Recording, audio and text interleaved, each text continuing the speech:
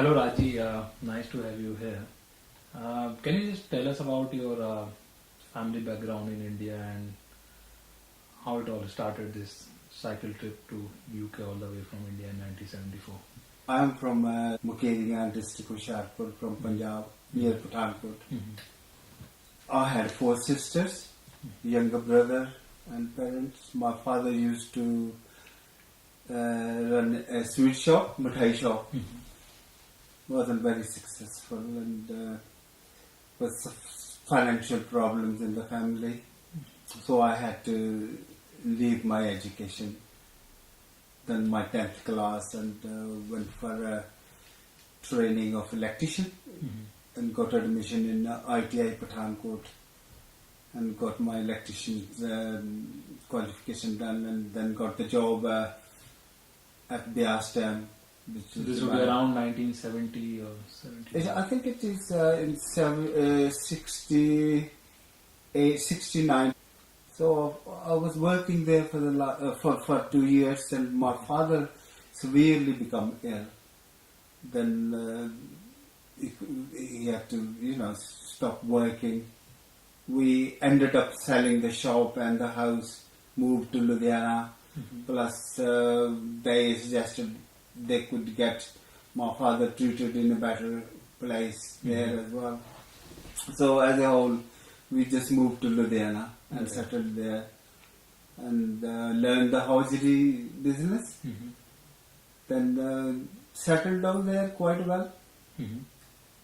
Then my father died. Oh. And that was a bit shock to me as well. Then a year after, my whole business suddenly collapsed. I realized to carry on my financial responsibilities and daily life, then I had to find a job. So I had to found a job, or not really full-time, on and off job in another hosiery and... so basically any work? Yeah, to earn some living. Yeah. So I was doing some electrical work as well, electrician job, whatever I could get hands on, used to do to earn some living, but more or less was hand to mouth, financially in a very bad situation. And I was worried again about how I'm going to get my sisters married. That was the whole idea, to move to Ludhiana. And that's where this idea suddenly appeared.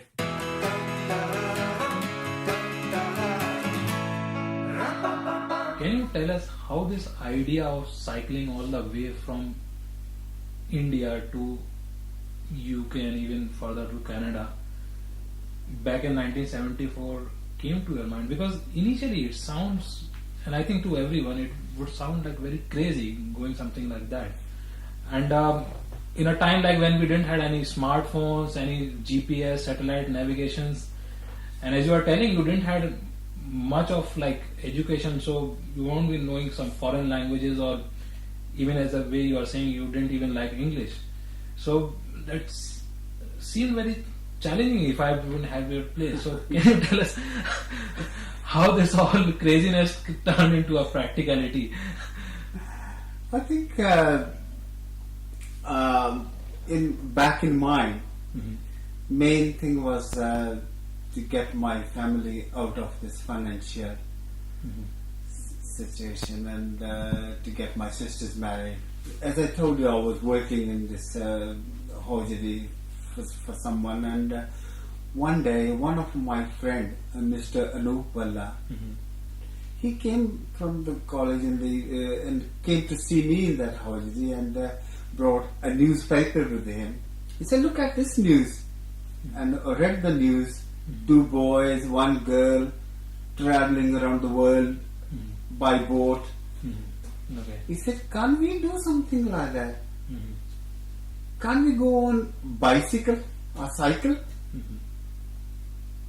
I said, "How can we go on cycle around the world? Have you ever heard somebody going from the cycle?" He said, "I wanted to go to England." I said, "Well, have you ever heard somebody going from India to England on bicycle, or cycle?" And then he laughed off, and I just rejected, and we just stopped talking about it.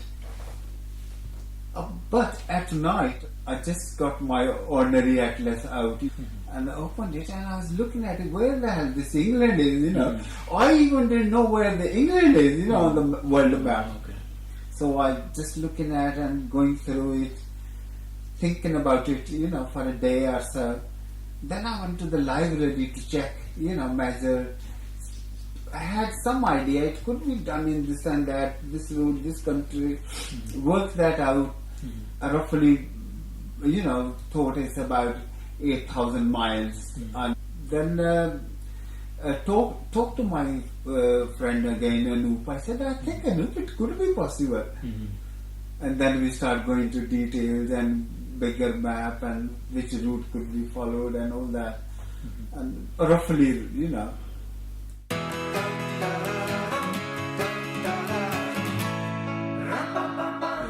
Then we wrote 5 letters, I think 5 or 4 letters to different departments. Chief Minister of Punjab, Jail Singh, and Tourism Department of Punjab, Centre's Tourism Department and Ministry, Home Ministry, and a letter to Pradhan Mantri, Prime Minister Indira Gandhi at that time. Okay. And waited and waited, nothing happened. Suddenly we received this letter from Ministry of External Affairs and asked us to come and see us in Delhi in President House, Ministry of External Affairs Department. It was a very funny experience, these police people, tall and and strong guys, and then took us to this office where this Under Secretary of Mr. Soren Singh was sitting there in a big room, massive big map on the wall. And then we start asking what exactly all this letter is all about. And they said we have been referred this letter from different department, and they asked us to deal with it. What exactly are you talking about?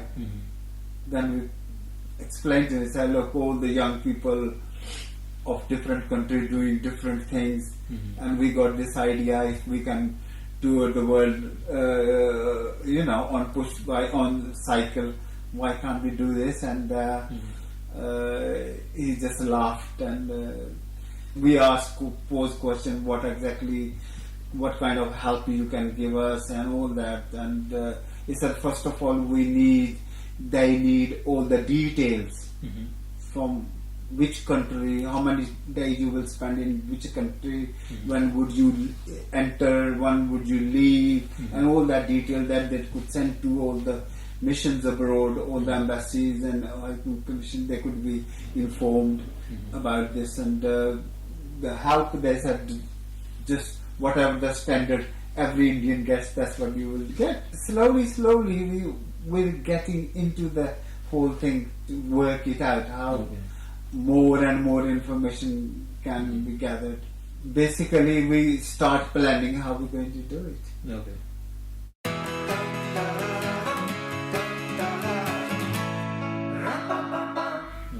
So, I think the main tasks were like, one was how to fund this trip, and maybe the visa, I think, were the critical things. Yeah. Can you tell us how you sorted these, one of the 2 important things out? We were walking around near the Connaught Place in Delhi.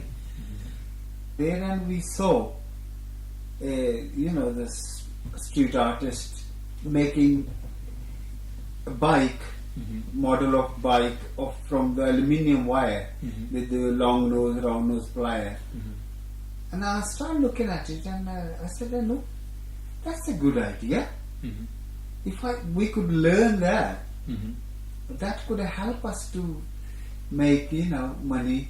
And then we bought the wire from the New Delhi, aluminium wire, and took us back to Ludhiana to practice. And then we were wandering around in the Connaught Place, and one guy met us because we were inquiring about where these embassies are. And we thought the best place to find out about them is these airlines offices. Okay. He came to us, he said, you looking for a visa? I said, yeah. He said, what visa, which visa are you looking for? Then we told the whole plan.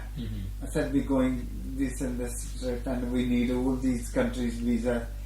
He said, look, I can get you Afghanistan, Iran and Bulgaria for 100 rupees each. We thought, we discussed and I said, all right then, you get us these. We said, let's make a start from somewhere. And that's the only 3 visas we had, even when we left India. We were actually planning to go through Pakistan. They said, even if you get the visa, he suggested us not to go through Pakistan because of the situation. You might not come out alive, because of 1971 problem. Okay. So finally, when you started off, could you able to convince your family, or it was still a... I think they had no choice. Okay. Because we told them very frankly, we are going and we are determined to go. Whether you happily, see us off or not, that is entirely up to you. We are going. So in the end, more or less, they both accepted that, given us a moral support in a way, very reluctantly.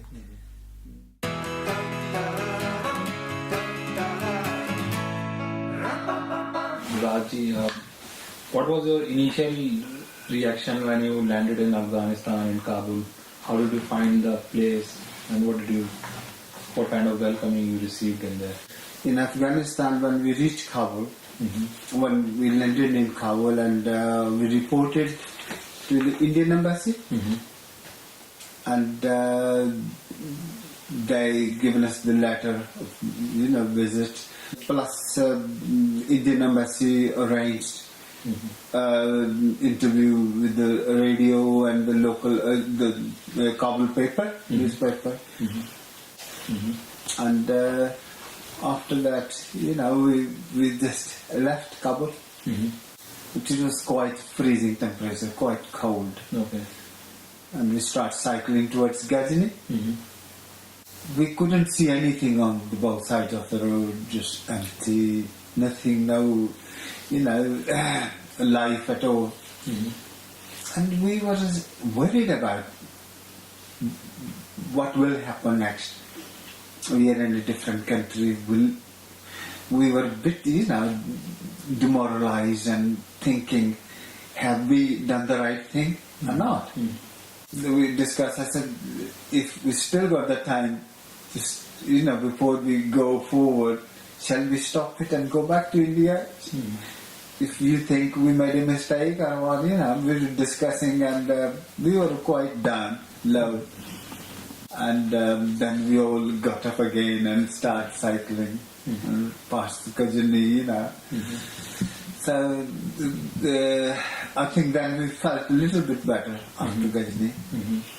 And when we reached Kandahar, it was more welcoming and more, we see now more people there, Sikh temple. From there we just gone towards Herat, and it was a long way. I reached there and stayed the night there. And people generally, Afghanistan is bit, underdeveloped. That time was, I think it still could be, but it was underdeveloped. But some kind of illiteracy, but people were very friendly. It was basically March 1974 you started your journey from Afghanistan. Yeah, that's right. And then we reached Iran.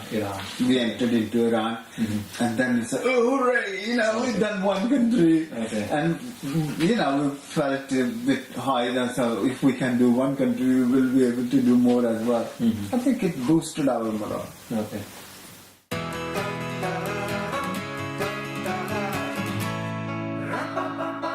When we entered Iran, it was a totally different picture. We could see the prosperity, the quality of the building and the people's, dresses and shops and roads and everything was, very high standard. How did you manage the language? Because here now you didn't go to the embassy first, you were in the country first and you have to reach Yeah. the capital and the embassy. Yeah. Because language did not change that much Okay. from the Afghanistan to the border of Iran.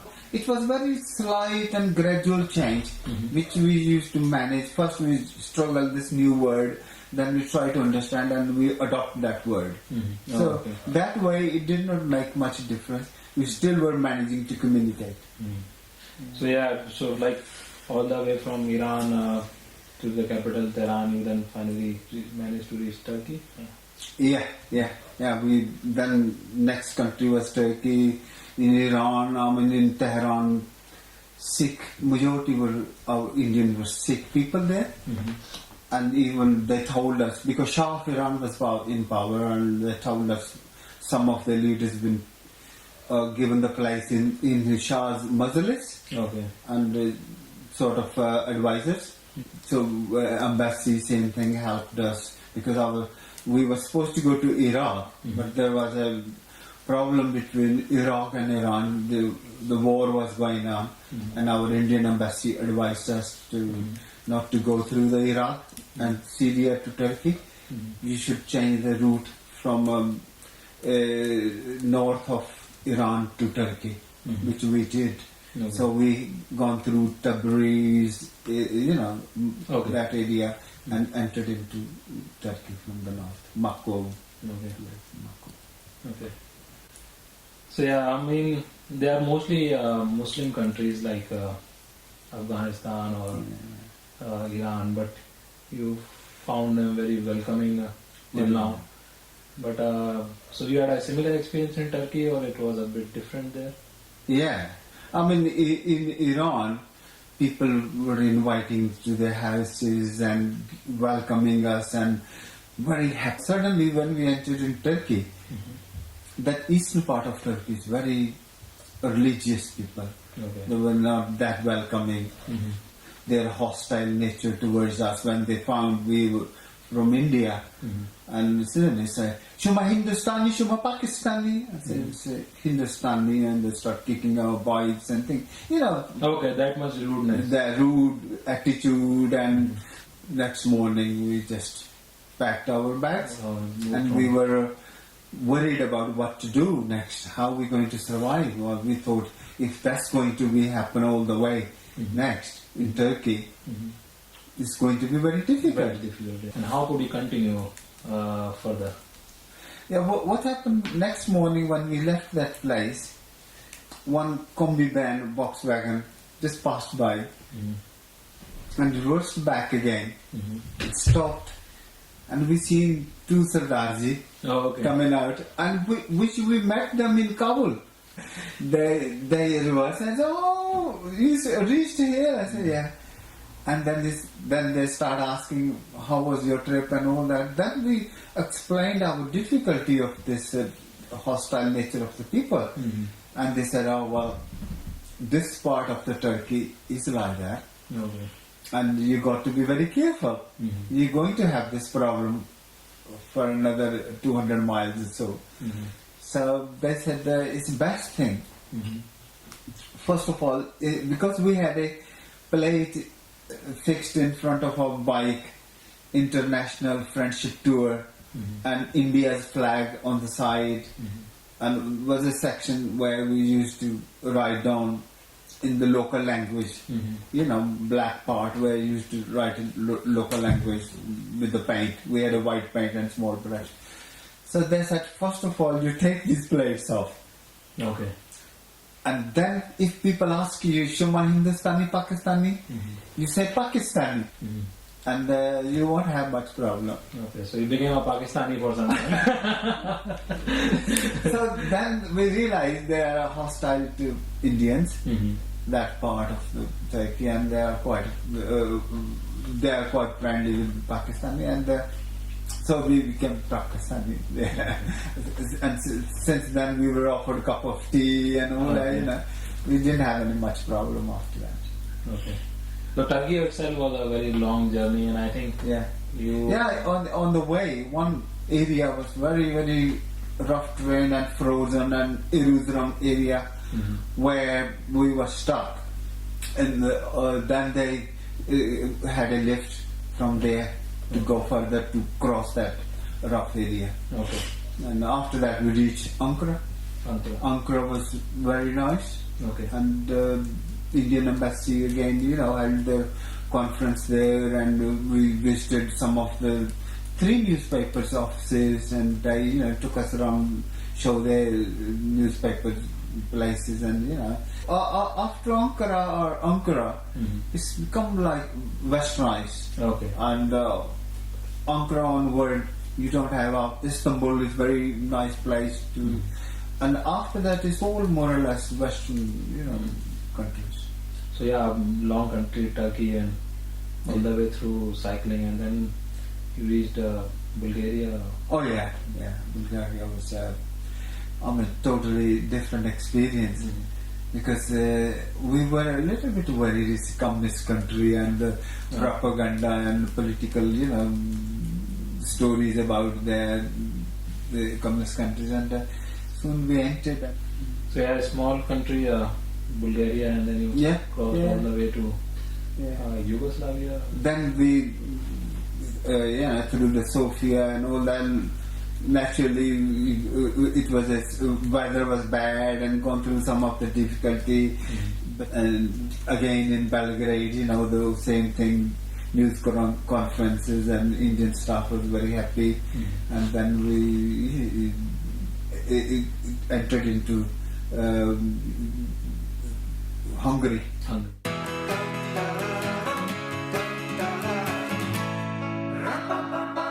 You entered into Hungary, and you had some interesting welcoming there. Oh yeah, Before Hungary. Budapest. Before Budapest, Okay. we were parked our bikes on the side, and we were having our food. Our food generally used to be bread, butter, and milk. Okay. And we were having, and basting, and suddenly the jeep passed by and reversed back again. And a few guys came out and start talking to us in English, and they took all the cameras out. I think they were the state television of Yugoslavia, Hungary. And then they said we'd like to take some pictures and all that. I said, yeah, good. And plus then they said, can you please cycle? Okay. And moving they had the camera fitted in the back of the jeep, and then they start taking movie. After nice welcoming and good time in Hungary, we left for Austria, and in Austria it was a nice sort of more or less same language was German, Deutsch, and we found Deutsch was easier than the Hungarian language. Oh, okay. And more easy to understand, more closer to English, I would say.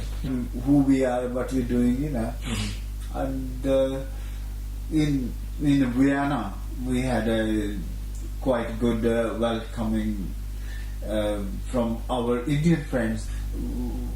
We had a quite good time in Austria as well. Beautiful country, greenery and all that. The weather was beautiful, getting better and better. So we were traveling, we were not rushing, because people were, stopping on the way, offering us drink in the night time, drinking beer, and and then we entered into Germany.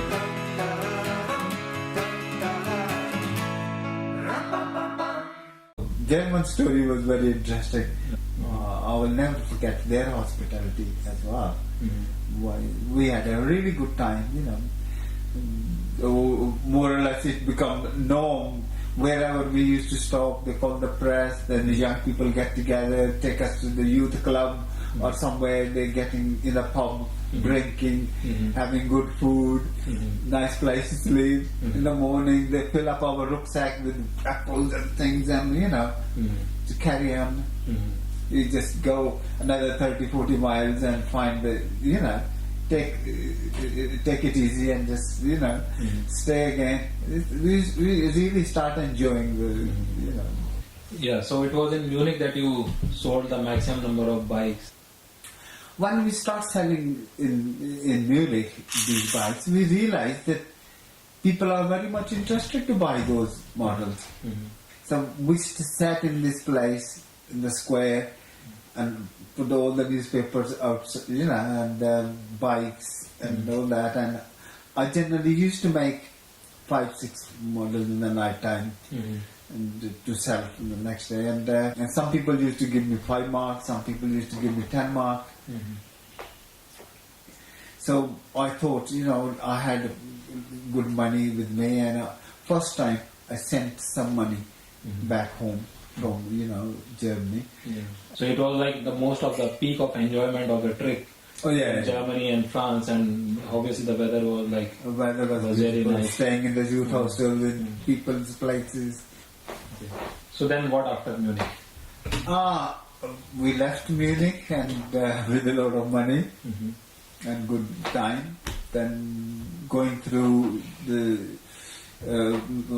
Germany towards Switzerland, we had a good time all the way to Switzerland, and then entered into Switzerland from south of Germany, place called Constant. And the same thing, Switzerland is, I don't need to tell you how beautiful Switzerland is. Indian Embassy in Bern. Same thing was, same process which happened, because all the Indian embassies or high commissions or missions abroad, consulates, they had a letter from the Ministry of External Affairs about our trip and stay, and so they already used to knew, that they were expecting us to be in between those dates. So this guy was giving us a tip, now your next country is France. And French is very hard language. I said, yeah, that is true. And said, I'll give you a tip how you can survive there or communicate. And he told us very interesting thing. He said, generally French people can speak English, but they are very reluctant to speak English. And so I said, well, we can't speak French. So what we need to do is start speaking in Punjabi. When they will fed up and they can't understand it, what the hell you talking about? Then they might say, parle anglais. And then you say, a little bit, then you can start talking in English, and then they will communicate with you in English. Now then we reached Paris. And the interesting thing was when we reached Paris, because on the way in some places, youth hostel, some of the press people did ask us if young people of our country like to contact you, where to contact you. We generally used to give the address of the next country's Indian embassies. So you were planning to go to UK, but you didn't have a UK visa till now. No, But you had already bought the tickets. You were confident. No. What happened? First, we did go to the UK embassy because we tried once before somewhere. I think in Hungary or something like that. They told us, no, you should have had it from India. From India. I said, let's try again.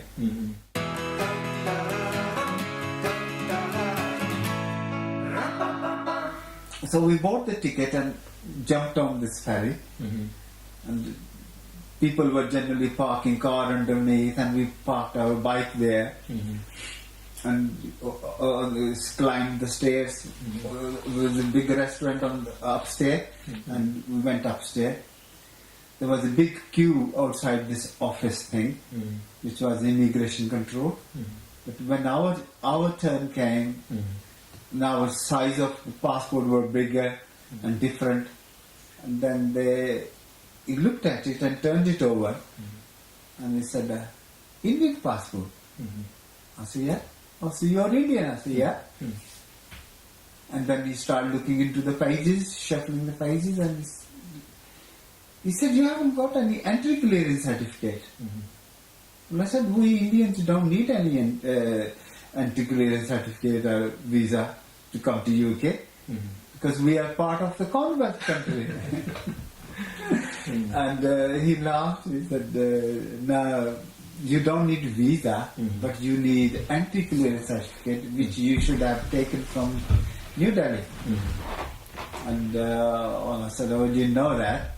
And if that is the case, we just wanted to see, the Windsor Palace and Queen's Place, the Parliament House and this London Bridge and a few, things and historical places. But fine, we will go back to France and go to Canada directly.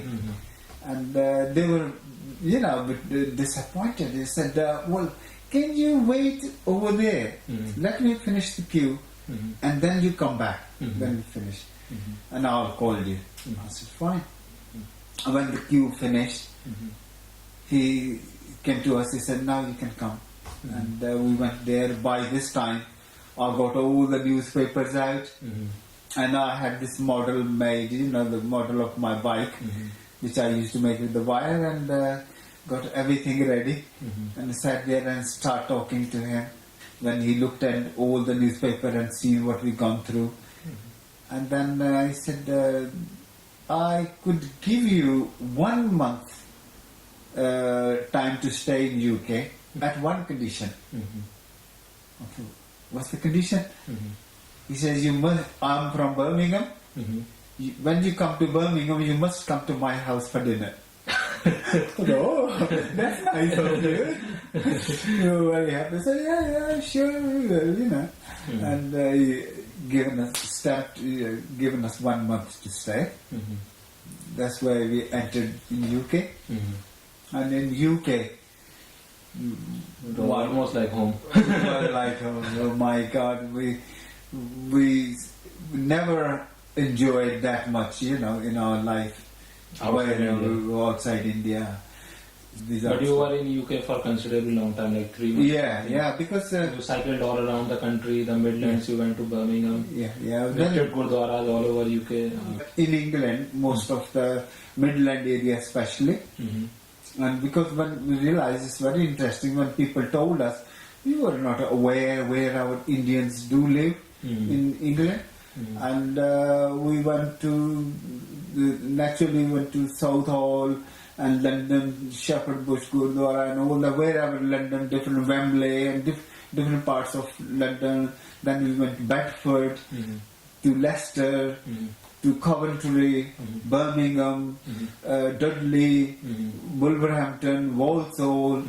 Travelled all these places, and wherever we went, it was madness among our Indians, Punjabis. Smathi Gurdwara. When we explained that next place is Montreal, Canada, we going, and there are only 2 ways we could we can go to Montreal, either by ship or fly over there.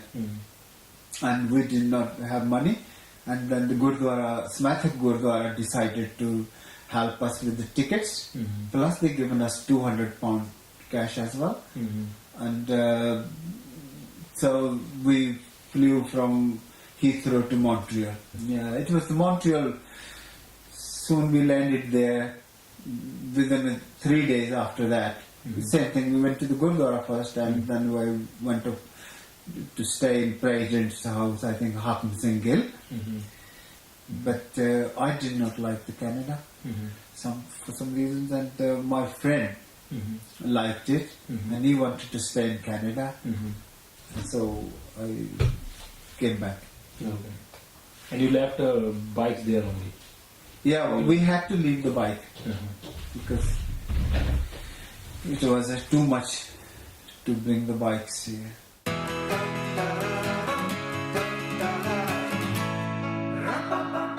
So Raji, after finishing your trip up to Canada and coming back to UK, what thoughts you had about the trip? I mean, what did you feel you learned from it, or what memories you had?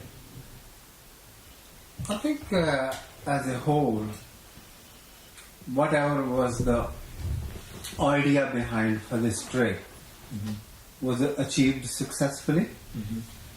every day was a different story. Sometimes in a day, whole day, different things were happening because we were going into unknown places, totally, nothing was going to happen in the next moment. So it was lots of problems came, lots of difficulties came, and we faced them. We managed to successfully, sometimes with lots of difficulties. But when we finished the trip, we were quite happy.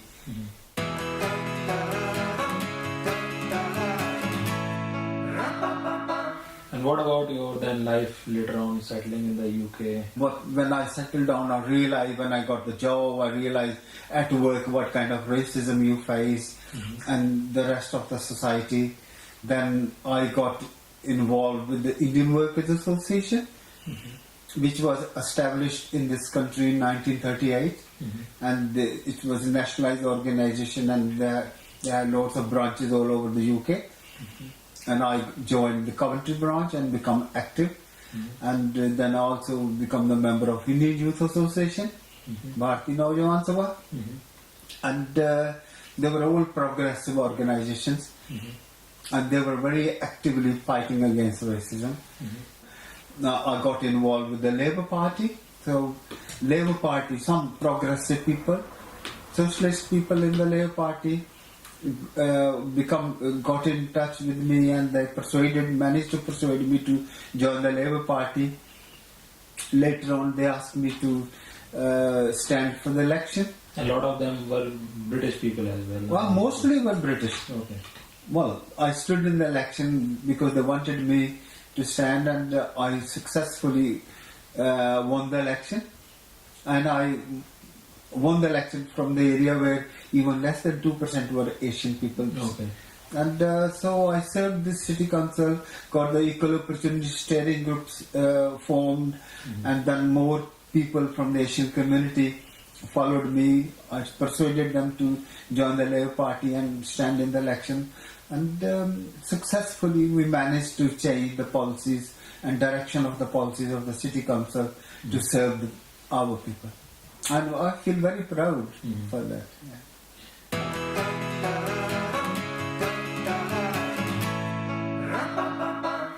Are you still in touch or interested in the situations way back in India, in general, social, or the state of India right now? In India, corruption is on the rise. Everything is going back to worse. But since Anna Hazare and Arvind Kejriwal came on the scene and saw this movement, it's just triggered me hope. The way they ignited the whole thing. And I think this movement is not going to be stopped. Even Anna Hazare and Arvind Kejriwal would like to stop it. They won't be able to stop it. Thousands and thousands Kejriwal are on the move. They're all becoming interested.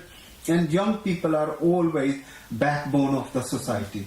Now they have decided to change India, and nothing can stop them. You manage the Facebook page of Aam Aadmi Party, Coventry as well. Yes, well, I formed this group, and now we got 1,500 members, and lots of help from the members, very politically mature people, Aam Aadmi Party members from India. They guide me and they help me how to handle the Facebook, and encourage young people and Indian people to get involved into Aam Aadmi Party and support them and explain to them why Aam Aadmi Party is different than to the other established parties. Okay. So you see India has a future with these people, and the people who want change should become an active participant in that change. Well, I'm 100% sure now the young people, since they start taking interest, and I'm very confident the Delhi elections will be won by the Aam Aadmi Party, and soon they won the Delhi election, and everything else going to change all over India, and I'm sure the future of India is very, very bright, no doubt about it. Okay, thanks a lot, Raji, for talking to us. telling the whole story to us, and we'll request you with all the hope that you will write a book on this, will all the details, because as you already said, it is not possible to put in all the details, tell everything. But I'm sure there will be, as you said, you face problem every hour during the journey, and the solution of all those problems will be also very interesting to know. And it's an amazing part of talent. Although you say I am not that much qualified, but you have a very different kind of talent, like rising against each and every challenge, not just this journey, even the challenges of personal life, fighting for people, doing more than a normal person would do for the people. So thanks a lot